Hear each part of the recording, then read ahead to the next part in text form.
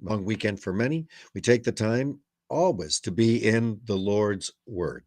And today we come to Acts 24, 9 through 13. And as we come to these words, we see Paul's defense, at least the first part of his defense, as he says, this is what's going on. And he's asking basically for Felix to be a fair judge. So you on the one hand, you have the rhetorical eloquence, and Paul somewhat little reflecting the form, but going forward with basically a very good legal argument. And so that's where we find, and then we'll wrap that up on Memorial Day, looking at his defense. So today, Acts 24, 9 through 13. Now, all the accusation by Tertullian. Now, verse 9.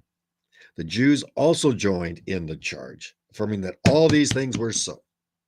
So they came forward. Yes, he's right. Yes, he's right. Yes, he's right. So the accusation that was brought forward with many and various honeyed words were very much, here's the accusation, and stop there. And it said, and you can find out that he's all guilty of all these things. We said it. Go. Now we come to verse 10. And when the governor had nodded to him to speak, Paul replied. So, okay, your turn. Again, because he's a Roman citizen, is why he's given this privilege of being able to have this court session that's brought forward.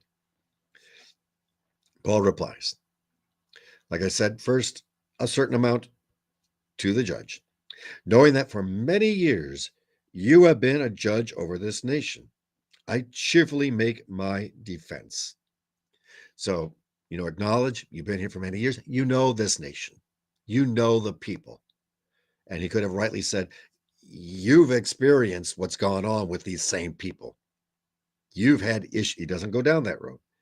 But just by making the note, you've been here.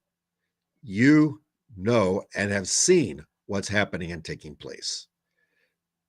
Put that, your experience, Felix, into your decision and be fair knowing what's going on.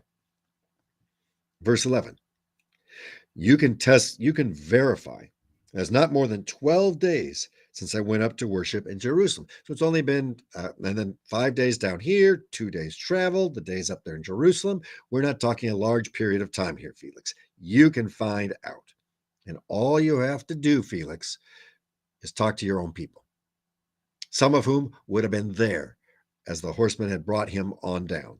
Now, some may have gone back, but he could easily get this information. And they did not find me disputing with anyone or stirring up the crowd, either in the temple or the synagogues or in the city.